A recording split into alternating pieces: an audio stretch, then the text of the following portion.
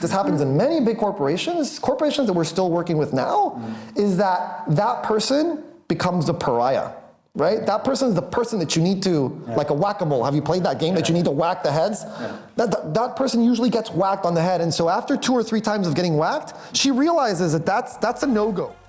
This is Mojob's Start With Who, the series for those who work on attracting and selecting the right candidates. Today, you'll meet the amazing Federico Lozano from Pracademy, and you can learn how he find and advise teams that make awesome stuff. Welcome to this episode of Start With Who.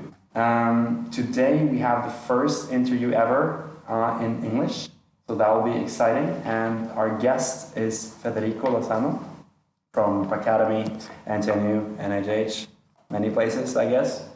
And I'm so stoked to have you here. Wow. I've learned so much from you. You're probably the person in the world that I learned the most from, whom I've actually met. Wow. So, that's huge. Yeah. Thank you. So I'm so happy to have you here. So excited. Would you just give the audience a quick introduction of who you are yourself? I'm not going to take that one from you. Sure thing. So I am Fede Lozano. Fede is way easier than Federico. As Tobias mentioned, I wear a lot of different hats. I teach at NTNU, I teach at NHH, and I also run my own business, Pracademy. We're an international training organization that helps companies of all shapes and sizes and colors and flavors to basically innovate and lead. So that's my bread and butter, to help people and organizations change stuff. Nice, nice. That's a good summary. But I'm really curious to hear, like, where are you from? Where did your story start? Yeah, I'm a bit of a mutt. I'm a pretty big mix culturally. So I was born in Mexico City in 1979, so 40 years ago. And I didn't spend too much time there before my parents decided to move to the US. My father is this crazy entrepreneur guy who kind of was like this constant nomad jumping back and forth. And so one of our first moves was to San Diego, California. And that's where I grew up. I grew up in sunny San Diego, America's finest city. It's a beautiful place. And yeah, I kind of adopted a lot of American values and attitudes. There was a point though where my parents were like, maybe the US doesn't feel that good after all. Okay. And we moved to Europe for a while, to Spain. My mother's family is Spanish. My grandparents are Spanish Civil War refugees. So we spent some time in Spain. And then we literally, just to make the story short, we bounced back and forth between Spain, the US, and Mexico around 6 or 7 times before I actually graduated high school. Okay, wow. But you identify as American? That's a really difficult question to answer. Okay. I've been asked it many, many times before. I really do feel like I am a blend of a lot of different cultures, right? So Latin American, most definitely, because that's essentially kind of my family roots.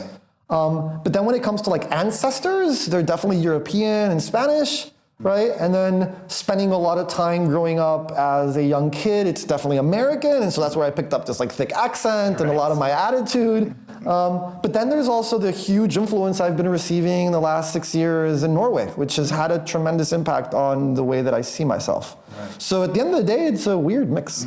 Sweet.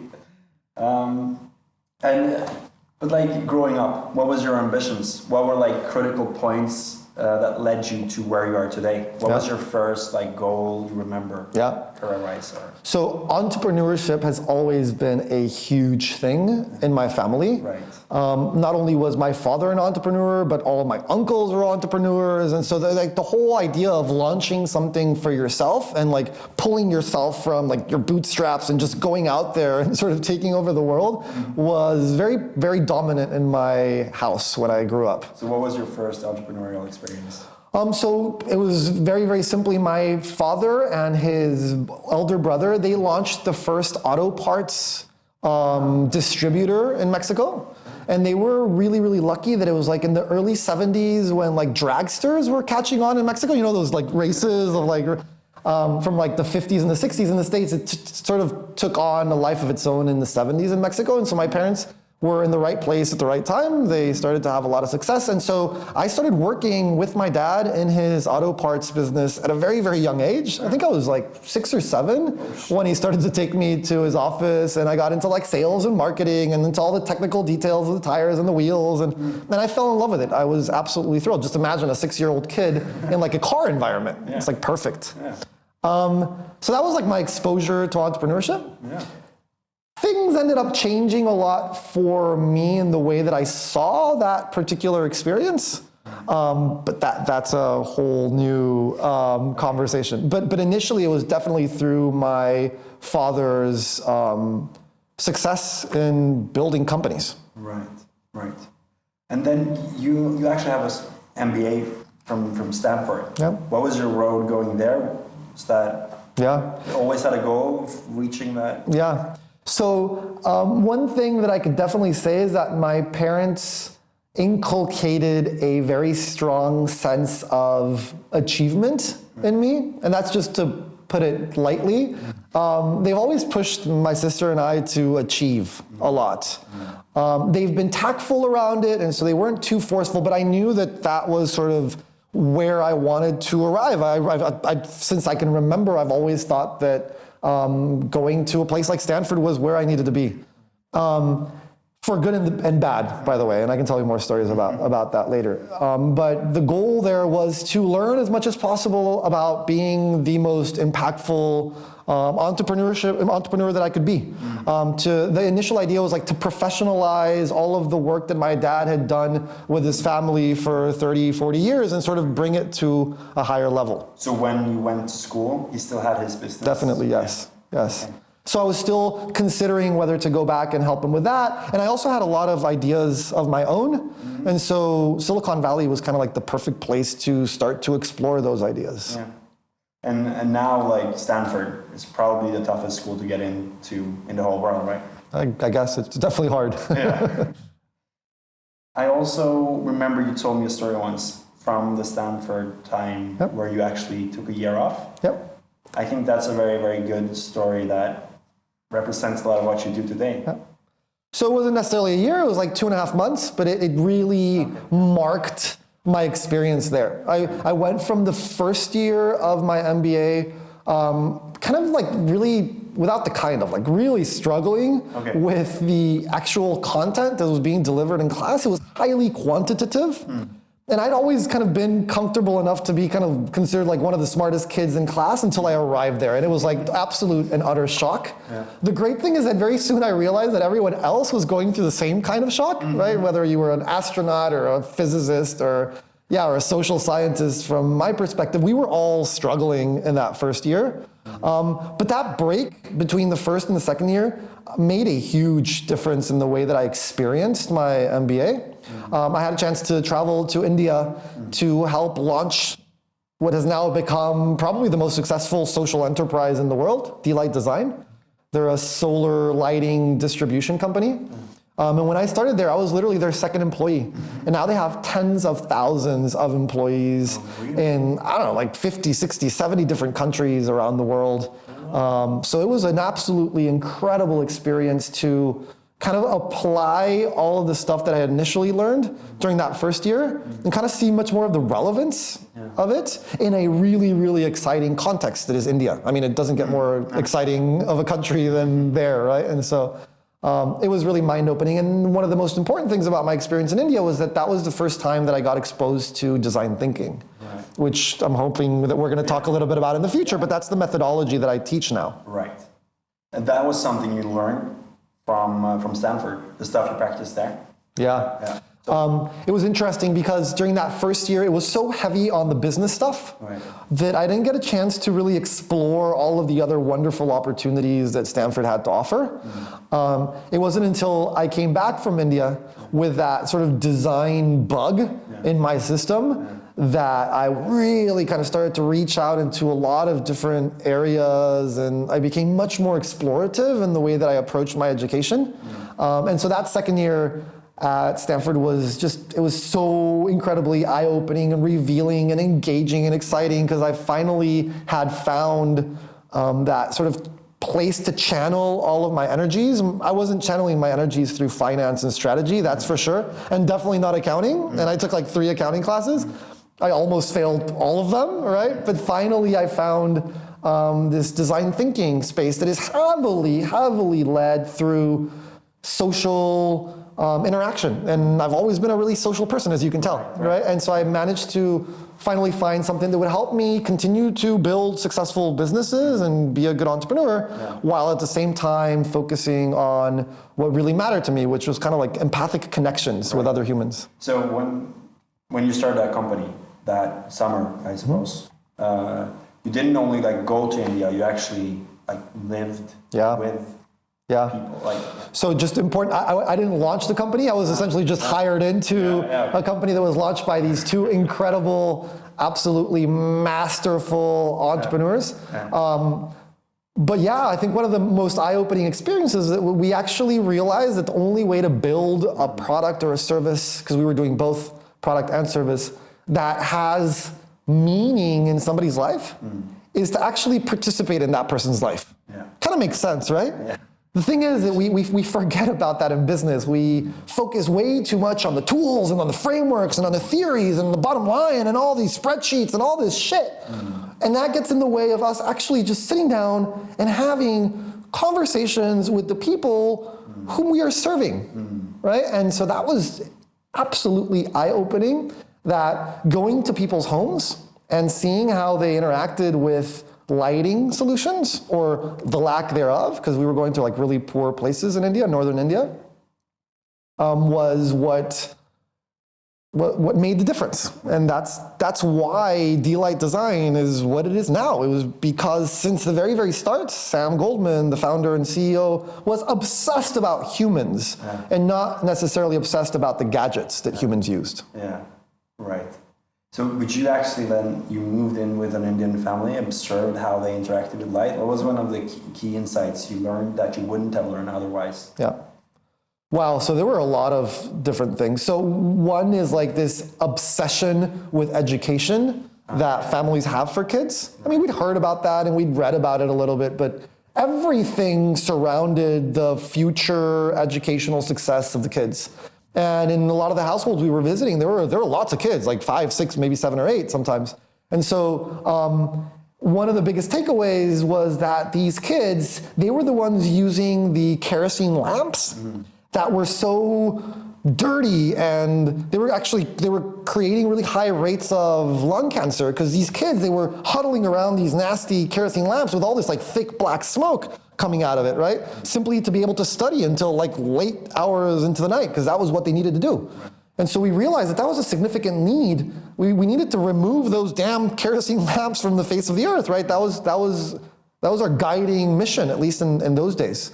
But that's something that we would have never, ever realized if we were doing research at Stanford, right? Talking to electricity experts or visiting Tesla. Or it's not something that you find out until you actually get there. You realize why you're doing what you're doing. Totally. But now back to the day. You're working, like, seems like the core of what you're doing is embodied in Pracademy. Yeah. Why don't you tell the audience a bit about what you guys do and what you believe in? Sure. To teach companies. Sure. So Pracademy is above and beyond anything, it's a team. And man, does that get me excited. Like I worked on launching Pracademy alone for, 2 years-ish. And that wasn't a lot of fun. It was interesting to see how my ideas caught on, but it wasn't that exciting. As soon as I managed to attract and bring on board some amazing people, that's when shit got incredible. And so we're a team of 10 really, really, really diverse people, everything from like a 79-year-old creativity scholar from Korea to, to Jay-Ho, he's amazing. Hello there, Jay-Ho. To a incredibly successful NTNU professor in mechanical engineering, Martin Steinert, to a young absolutely insanely talented Colombian woman who's a postdoc at NTNU and is a hardcore psychologist. She's been a psychologist for her bachelor's, for her master's, for her PhD, and now her postdoc.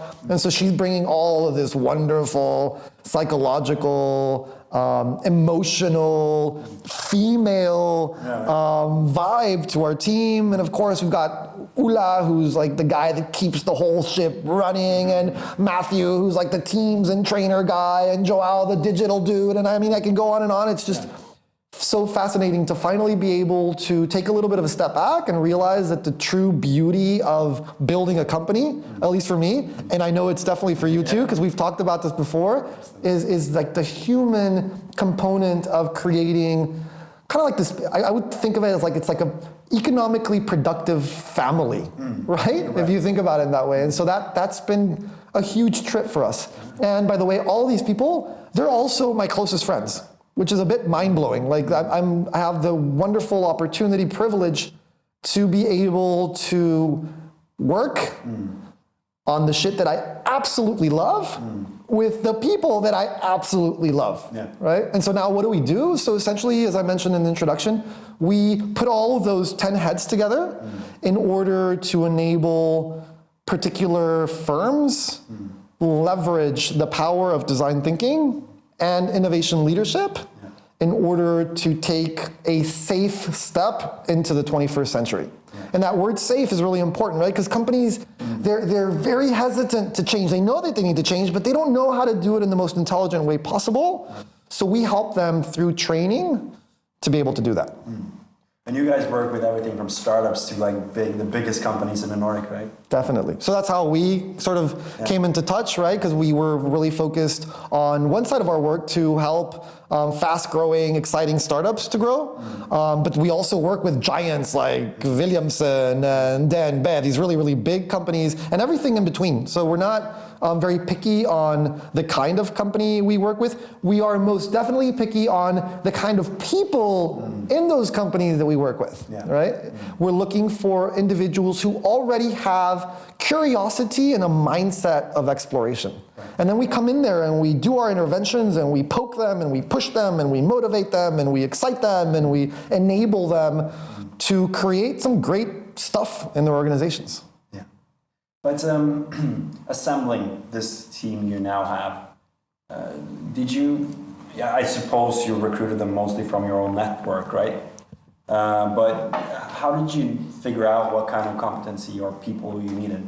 Did it just like you saw Ula and then just I need this, or what was it? Yeah, kind of. So I'm incredibly lucky in that our entire recruitment process is so organic. Why? Because I teach a lot of really talented people, right? I get access to NHH, NTNU, not only that, but also other leading organizations where they're just bubbling in talent, right? And so I come in, I do my workshop, and I have a really good eye for talent, and so suddenly they just kind of emerge, right? And I'm like, look at that person, right? They've got the skills, they've got the mindset, they've got the motivation. They're also kind, good, compassionate, caring people.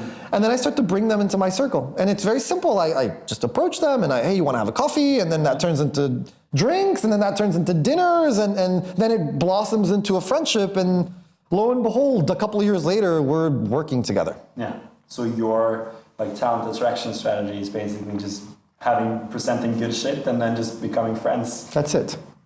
Yeah. So it's a privilege, right? Because we don't spend on recruitment.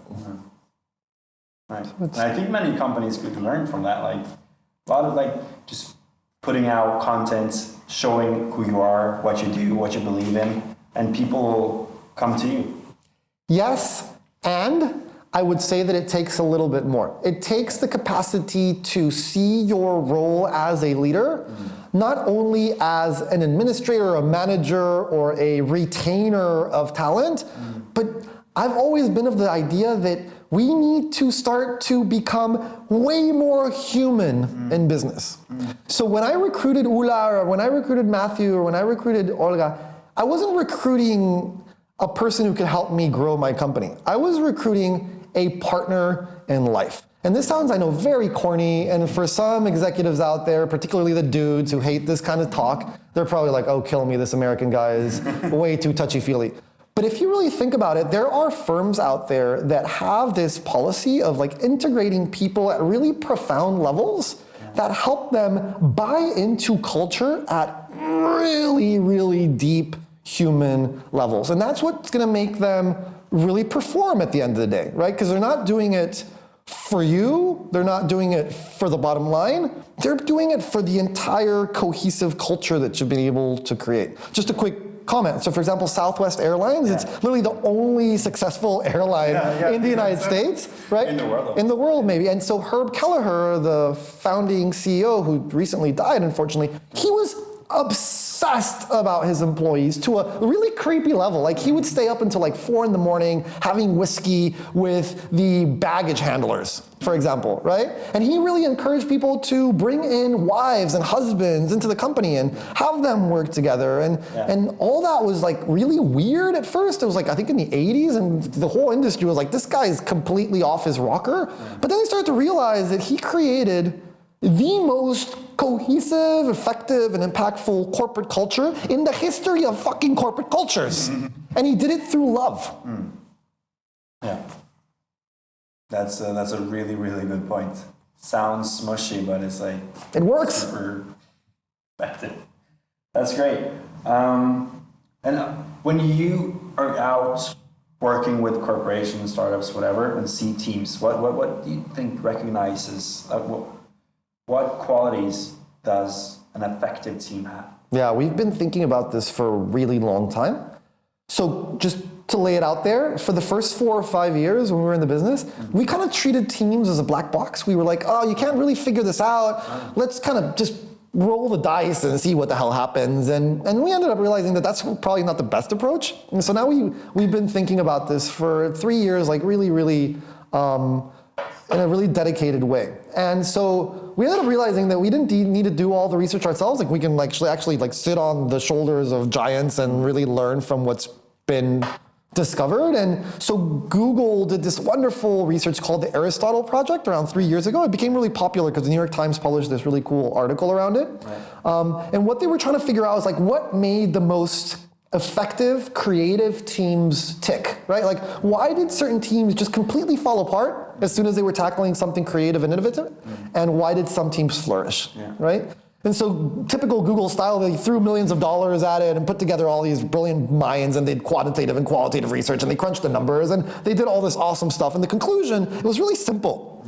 It was the teams that managed to establish a sense of open vulnerability, right? In like academic speak, we call that psychological safety, right? Where people felt that they had the ability and the safety to express themselves very, very deeply at very personal levels. Right. Everything from like, I don't like that button on an app to like, I have terminal cancer. What are we gonna do about this, right? And those examples, by the way, they come straight from this New York Times article on the Aristotle Project. Yeah.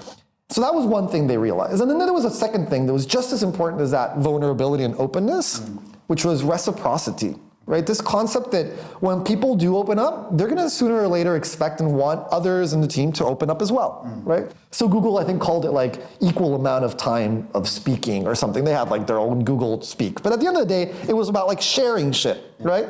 So this conversation would probably be a little weird if I just kept on going and going and going and going and going. So sooner or later, you're gonna jump in, you're gonna be like, okay, hold on, I'm gonna ask more questions or I'm gonna comment something, right? So generally in human relations, we establish trust and long-lasting bonds of friendship and love through those two things, openness and sharing reciprocity. Right?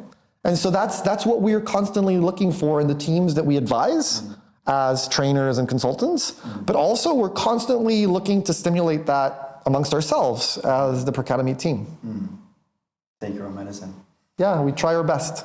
So when you're out talking to Norwegian big corporations or startups, whatever, what is the most common situation you see that they're in? Are they good in this department? Or is the span big? Or? Yeah, of course it varies a lot because we work with very diverse kinds of companies. Yeah. There is something that kind of stands out a lot. And I've always hesitated a little bit to get into this thorny subject, but I'm going to just jump right in there because I feel really comfortable with you. We're really close friends, by the way. I don't know if you realized it, but I'm just going to lay that out there. Jantelov. Yeah, Jantelov. This damn Jante, right? Like, I know that you guys believe in it strongly. And by the way, one of the reasons why I live in Norway is because of Jante. Jante creates wonderfully functional societies, right? So I'm not trying to transplant Silicon Valley values onto Norway because that would be fucked up. Silicon Valley values are not sane, right? Having said that, when you take Jantelov to the extreme and you don't know how to pause it a bit or maybe just turn it down a bit, it keeps people from fully expressing their creative spirit. Right? This whole idea of like, you're equal, you shouldn't be too wordy, and like we're all in this together, we're all the same. That's kind of antithetical to change, right? To change shit, you need to sooner or later stick your head out and be like, no, people, that's not cool. Like, that makes no sense. I know that that's what we've been doing for the past 40 years, but how about we try something new, right? So it takes guts, it takes a little bit of standing out. And something that we've realized after a while of working in this beautiful country is that when we do manage to help managers and leaders and innovators realize that we're not asking them to completely forget about their culture, all we're asking is for them to just take a little bit of a strong step towards innovation and change. It makes a tremendous difference. Why? Because Norwegian companies and employees are insanely technically talented, right? The educational system and the infrastructure and of course the wealth that exists in this country and just your general open mind is incredibly conducive to success.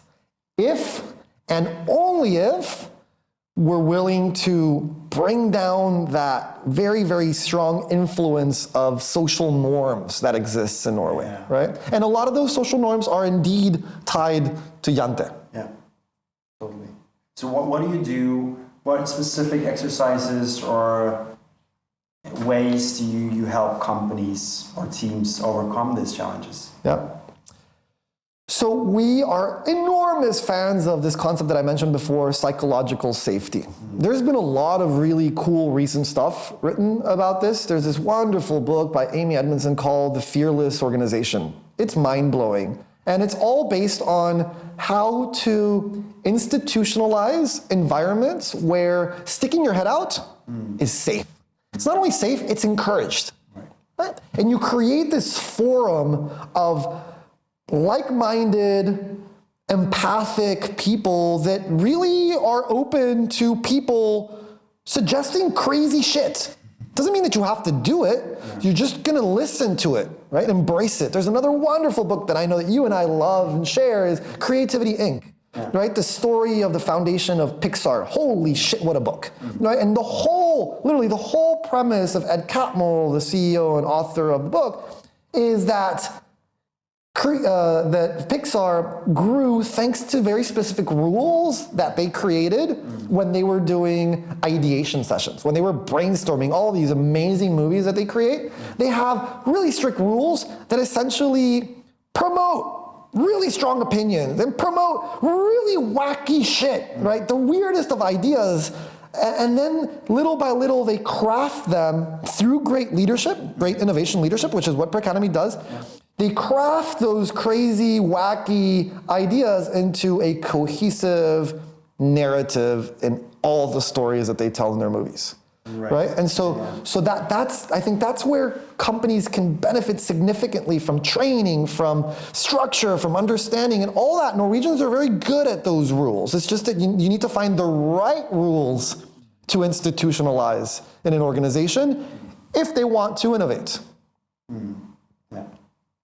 To give you an example of like what those rules particularly look like, there's this wonderful rule called like the no asshole rule, but the loud person rule. So you don't want an asshole, like definitely not promoting assholes, but you want that really loud person who's constantly being the devil's advocate, right? The annoying person. Why are we doing this and why are we doing that? Why shouldn't we do this? Well, how about we do that, right? Kind of the fixer, the person who's always trying to explore new stuff. You need to help her flourish. What happens usually in big corporations, definitely not going to name names, this happens in many big corporations that we're still working with now, is that person becomes the pariah, right? That person is the person that you need to, like a whack-a-mole. Have you played that game that you need to whack the heads? That person usually gets whacked on the head, and so after 2 or 3 times of getting whacked, she realizes that that's a no-go. If she wants to stay in that organization and climb the ladder, she needs to fall in line. And that will keep the organization at status quo. And sooner or later, another organization where they promote those kinds of ideas, instead of whack-a-mole, they're just going to hop them, beat them to it, and kill them. And there's hundreds of stories about that recently. Yeah, absolutely. So one thing I know that's really close to your heart is meditation and mindfulness. Yeah. And that's something you teach a lot in your workshops as well. Yeah. And how do you see that tie into like high performing teams and the business world? Yeah. What was your journey where you are today? Yeah, so this is by far like the closest to my heart topic that you could ever have brought up. Surprised that you actually brought it up. Mindfulness has completely changed my life. So laying it out there, I'm very biased, right? I'm not very scientific personally because I feel every single day how this very simple practice has enabled me to live sanely. And so to be a little bit more specific, I've been struggling with really, really, really high levels of anxiety. So it's called generalized anxiety disorder. Since I was very, very young, I was like 7 or 8 when I experienced really, really high levels of anxiety. And I've been trying to manage that ever since. I've gone to a lot of therapy and they've suggested a lot of medication on me. And I've concluded that literally the only thing that has had a true, lasting, manageable, predictable impact on my life has been mindfulness. I'm not saying that it's a cure-all and it's a panacea and that everybody should do it, no. But for me particularly, under my specific circumstances, it's been a complete and utter game changer. So now to your initial question of like, how does it help organizations grow and high performing teams? There's a whole host of benefits that individuals can gain from practicing a little bit of mindfulness. And I say a little because it definitely should just be a little, like 5 minutes a day is enough, right? People shouldn't think that they need to move to Tibet and push themselves into a cave for 5 years. And I think this is especially relevant for high performing teams. Yes. Because you usually think like people that are anxious, they think about the future, and high performers, they think about the future. Depressed people maybe think about the past. So you try to bring them to the now, is that? Yes, that's part of it, right? One of like the approaches to certain practices in mindfulness is to be very present, to be very aware of where you're at now. So I'll give you an example. During this conversation, I've redirected my attention to my feet 17 times. Right? Why? Because it helps me ground myself, right? It helps me be as present as possible, to be listening to all of your questions as awarely, if that's ever a word, as possible, right? All it takes is a couple of seconds, right? We call these micro mindfulness practices to ground yourself, right?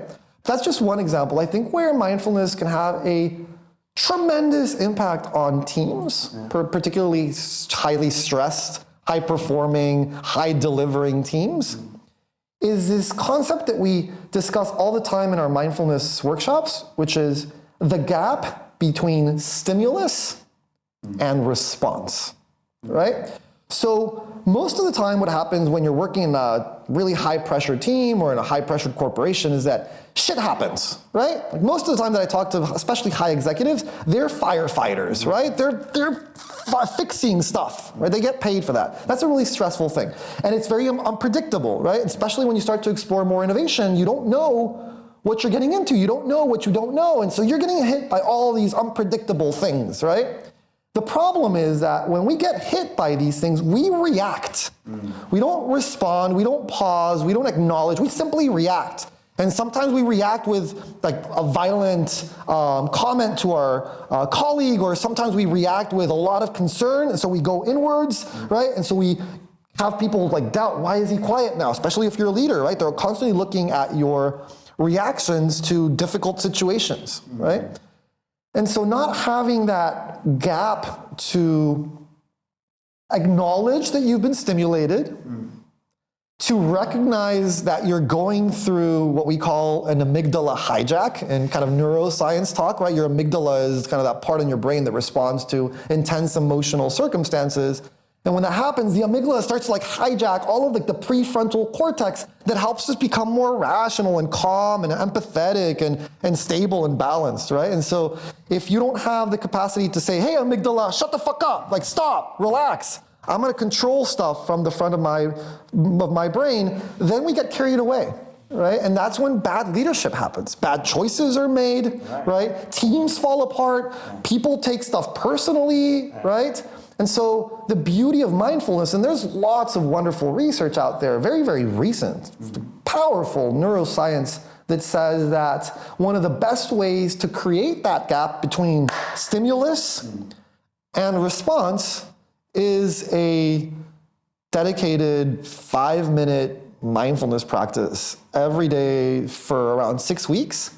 You will start to see that as soon as you get triggered, regardless of whether it is a really intense thing, like you're fired, or a less intense thing like, oh, we didn't make the budget this month, regardless of what it is, you start to sense, and the key word here is you start to sense, literally in your body, that moment where you're triggered and the moment where you start to increase that gap that gives you the opportunity to choose how you're going to respond to that trigger. Right. In my opinion, especially in the last 2 years that we've been communicating a lot of mindfulness to a lot of high-performing corporations and teams, that's what makes a tremendous difference. Right? Yeah. Just think about the types of choices that you can make when you're cool, when you're settled, when you're balanced, versus the kind of choices you make when you are highly emotionally triggered. Totally. And what do you think it does to like the relationships within the team? Do you think it has an impact on that too? So again, I'm going to talk at a personal level. I don't really know exactly the research around that particular question, so I want to be careful because at the end of the day, I am kind of an academic as well. But I've experienced it, so I experienced it very, very recently. It's a kind of a very personal story. Olga, this wonderful psychologist, she was relatively new to the team, and she was trying to get used to how spontaneous we are at Pracademy, because we're very spontaneous. We know each other so well that we kind of read into our body language, and we know what's going to happen. And Ula is kind of like a mind reader. He's always like figuring shit out about what I'm going to do like 2 or 3 seconds before I do it. But then suddenly Olga arrives, and we're expecting the same from her, which was a big mistake from my part. That was like a bad leadership call. Should have explained and communicated much more. Yeah. But she was shocked. She was like, what the hell is going on here, right? You're taking way too many assumptions, and I want to be clued in here. And we were in the middle of a really, really important workshop, the most important workshop that we have ever held with our most amazing client, Williamson, the biggest shipping company in the world.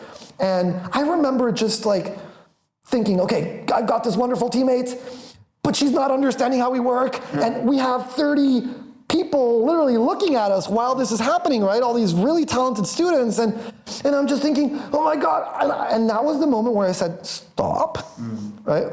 Feel your stomach, because I feel most of my emotions in my stomach. Feel your stomach. And it literally took a couple of seconds to be like, okay, you're getting triggered, right? Respect your teammate. Understand that she's in a really, really difficult situation that, by the way, you put her in, right? And so all of this started to make sense. It wasn't like I was like a Superman and saved the situation, because there was still turmoil and rigidity, but it was way less than what it would have been if I didn't have that capacity to notice that I was being triggered. Right. It's a good story. We're talking a bit about both meditation and vulnerability and reciprocity. How do you guys do that in Pracademy? Yeah. Your team, Yeah. Because I've heard about your internal workshop. They can get pretty like intense on an emotional level. Is that right? They are, yeah. So if I understood you correctly, the question is, how do we introduce those concepts into our workshops, or how do we embrace them ourselves as a Pracademy team? Pracademy team, yeah. Okay, so that's a really simple question to answer. We try to spend as much personal time together as possible. Yeah, like you said, good friends. That's exactly right. Are the rest of the team friends too? Oh yeah. Or are you just... No. So this is a beautiful thing that although I'd love to spend much more time with them, particularly because we're spread around the entire country. So we've got people in Oslo, and we've got people in Trondheim, we've got people in Bergen and Korea. We also have people in Stanford. Some of my closest friends from Stanford are living in, now they're moved to Seattle. But given all those geographical challenges, we always make it a point to meet at least once or twice, the entire team. So last year, we went to Sweden, we went to Stockholm for our Pracademy gathering, and it was beautiful. Like, we didn't talk much about business, we talked about ourselves and about the challenges that we were facing, and about how we were trying to tackle really meaningful and difficult things in our lives. We're all going through kind of big transitions in our lives. Like, I just became a father. Well, it's been 3 years now, but it still feels like it's very, very recent. And some people are moving, and other people are bringing on board new significant others into their family. And so all these things, they're such powerful and important things to share. And so that's what we do. We love great wine and wonderful meals. And so we spend a lot of our budget on just eating really, really good stuff and drinking great wines and beers and meditating together. So that's another beautiful thing. We do a lot of meditation sessions together, and we do like compassion meditation and loving kindness meditation, and a meditation called Tonleng, which is basically like giving and taking. So you like give and receive like very loaded emotional feelings across teammates, right? And it's this incredibly bonding and intimate experience where you are feeling the pain of another person, and at the same time you're receiving their support as well. There's so much beautiful shit that companies can do to help people understand that they're all, one, in this together, and two, that they're all human, right? That they're all gonna struggle through shit once in a while. And that you need to be able to see them as that human and not as a corporate entity, right? Or a number, or even an employee, right? Because at the end of the day, we're much, much more than that. So, the last part, I have some rapid fire questions. Go for it. And you don't have to answer that quickly, but I'm wondering a bit, like, as a leader, and also as a person that teaches leaders how to perform, build high-performing teams. What transitions have you been through lately? Where have you changed your mind in how you approach things or what you teach? Yeah. So this is another personal one. As you can see, I've always been like good at communicating. Like I talk a lot, and I like it, and I like to be heard, and I have a really big ego, and that initially helped to grow the business, to get the word out there. And I was like the loud American Stanford guy doing creative shit. Hallelujah. Then I ended up realizing that's not where the core value proposition is for my clients. Yeah, getting them excited and getting them pumped up and hyped is important. But I started to realize that the older I got, and I've been getting old quite quickly recently, I started to realize that like practicing what you preach is incredibly important, right? So instead of simply performing, yes, that's important to communicate it, but also truly embrace the stuff that you preach. That has hit me really, really closely in the last, 2-3 years, where I am finally recognizing that a lot of the stuff that I'm teaching, I'm still working on too, right?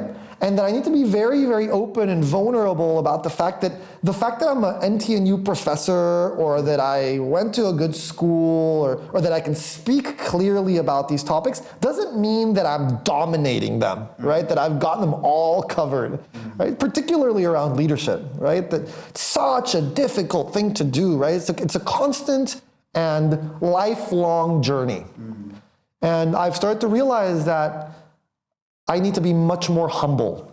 And I think that's something I've learned from living in Norway. Yeah. It's humbling how humble Norwegians are. And I'm finally starting to find a balance between the performance side of things and getting people hyped, which is important, but at the same time, taking my own dog food, like taking my own medicine, and being a little bit more reflective about the way that I learn, and in turn the way that I teach. Does that make sense? Yeah, it makes sense. Interesting. You talked a bit about books, but if we're talking here to leaders and people that work with human resources, what kind of books or resources would you recommend them to look into? I am obsessed with Yuval Noah Harari.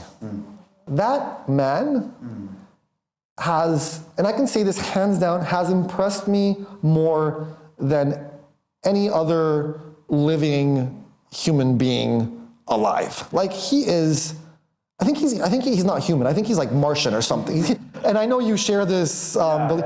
The guy is just so incredible in so many different ways. And it's not only what he teaches through his books and his talks. By the way, his talks are even better than his books, but it's how he does it, right? He takes insanely complex stuff, like the history of mankind, like it doesn't get more complex than that, and he synthesizes it and communicates it in such a human and interesting and profoundly impactful way. So to your question, like how does this apply to like human resources or managers or leaders? It's about taking complexity, whatever that complexity is, whether it's science or human nature or payroll, and bringing it, because that can be complex, I'm not dissing payroll, is to take all that complexity and in a very, again, human way, synthesize it and serve it to the world. Right. I find that absolutely fascinating. And so if you haven't read or seen this man, do it. He's amazing. Totally. Second that. By the way, he's a profound meditator, just to drop that in there. He goes to like 2-month retreats once a year, like hardcore Vipassana silent retreats. So the guy is a profound meditator. That's one thing you can, if you start doing research on high-performing people, you're going to see that they usually read a lot and they usually meditate. Yeah, it's happening more and more at least. Yeah. How old were you when you graduated from Stanford? 30. 30. So if you were to give advice to a 30-year-old self, what would that advice be? Looking back. Be kinder. Be kinder. You were kind? Or? I wasn't a douchebag, but I can definitely recognize circumstances where I could have been much more understanding, much more empathetic, much more compassionate. And by the way, that applies to others, but even more to myself. Okay. I am hyperly self-critical. And by the way, that's really common in the corporate space. And on the entrepreneurship space. Like high performance generally happens because we are constantly lashing ourselves, like perform. And that's not healthy. No. I've lived many, many years of like self-flagellation at all levels, at like corporate performance levels and educational levels and just personal levels. And you do triathlon as well. Exactly. That's another huge, like, I want to inflict pain on myself, right? So I hop onto a bike for 4 hours and just suffer the hell out of it. And then get off of it and be like, yeah, I suffer, right? There's something weird about that. And so I would tell myself 10 years ago, I would be like, dude, kindness helps you lead a much healthier life. and it helps others do the same. But I suppose you still need some of that kind of self-improvement. Totally. And so this is an interesting conversation that I have sometimes with people, particularly when I talk about compassion and self-compassion, because that's another area that we've been really introducing into our leadership work at Pracademy.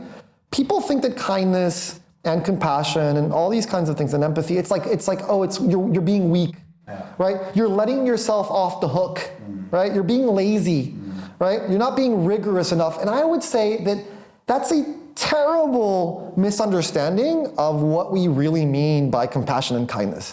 When I say compassionate and kind, you need to keep the bar high, but if you don't make it, you don't jump over that bar, you need to figure out ways to learn from it in a really soothing, authentic, and kind fashion, right? That's interesting. And if you set the bar high and you don't make it, because most of the times we're setting the bar higher and higher, I want more money, a nicer car, a bigger house, and bigger position, and right, you will eventually fall. And when you fall and you treat yourself like shit, you're not going to learn from it, right? So it's not only being kind, but it's also being really smart, right?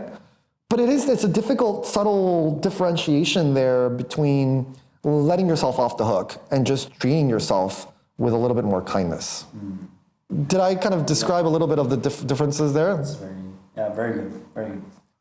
Looking back at your career, what's been your best failure? What that you've learned the most from? Oh, that's a really simple one to answer as well. When I graduated from my MBA, I had this crazy idea. And the idea was to help place low-income Mexican laborers who had lots of skills with their hands, particularly like mechanics and welders, to find legal job opportunities in Spain. Instead of having these low-income, low-education, generally young men travel north into the US and just struggle with all the horrible shit that we know that happens to Mexican immigrants, illegal immigrants in the US. And so during that time, while I was graduating, 2008, maybe a little bit earlier, 2007, Spain in particular had this huge list of job opportunities that weren't being fulfilled by Spaniards, that could be filled by Latin Americans, including Mexicans. And I was like, done, this is wonderful, right? I understand Spain, right? I understand Mexico. I'm gonna find these laborers, I'm gonna send them to Spain, they're gonna fill these jobs, and it's gonna be awesome, and we're gonna be like manpower for the poor, right? And it just made total sense to me. And then there was something called the financial crisis of 2008, right? And so Spain went from having, I don't know, like an unemployment rate of like 4%, marginal, to having an unemployment rate of like 25% in less than a year, right? So the whole business model just completely fell apart.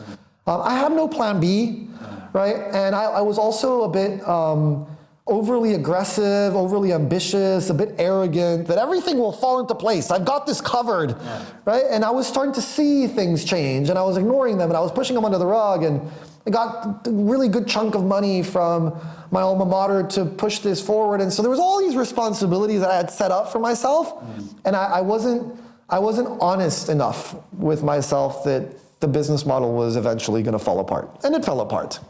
And then fortunately enough, I was working with a really, really, really talented partner, Conchita Galdon, who had just during the same time had received her master's from Harvard. She was interested in exactly the same concept, and she moved to Madrid, and she essentially saved the model. So instead of bringing workers from Mexico into Spain, Conchita started to work with immigrants that were already living in Spain, and she helped them become entrepreneurs. And now the company's still going strong. Oh, nice. But that was definitely a big failure, and it was a failure I could have prevented if I would have been a little bit more self-aware. Yeah. Cool. Lastly, is there anything you'd like to share with the audience? Is there like, I know for myself that we've had tremendous learning from your workshops. How can people get in touch with you, and what do you guys usually do for companies and teams and such? Yeah. So the first and easiest place to go is pracademy.co. Maybe we can add some kind of link there, or it's simple. that's kind of the first place. But what I would definitely say is that there's kind of two different layers to what we offer. One is like just one-off, quick, but very impactful workshops, generally around like sprints, like design sprints, or the design thinking mindset, or these kinds of workshops. They generally just last 1 or 2 days, and it gives organizations a general good sense of what we do. It's not enough though, but it's a good start, right? And they're important to get people curious. What we're trying to do now as an organization, and this is where the team comes in as well, is that we are trying our best to establish longer-term relationships with organizations that are taking innovation and innovation leadership very seriously, right? And so these relationships, they last many years. They involve many different interventions, everything from workshops to leadership development programs that last multiple modules, to global programs where we handhold teams to help them implement a lot of the tools that we share with them, to mentoring programs, to coaching. So we really want to enable organizations at all kinds of levels and instances to ensure that they have the capabilities necessary to lead into the 21st century. Those are the relationships that we're really, really looking for. Nice. Fede, it's been a pleasure having you here. My pleasure, my friend. Thank you for inviting me. Yeah, my pleasure.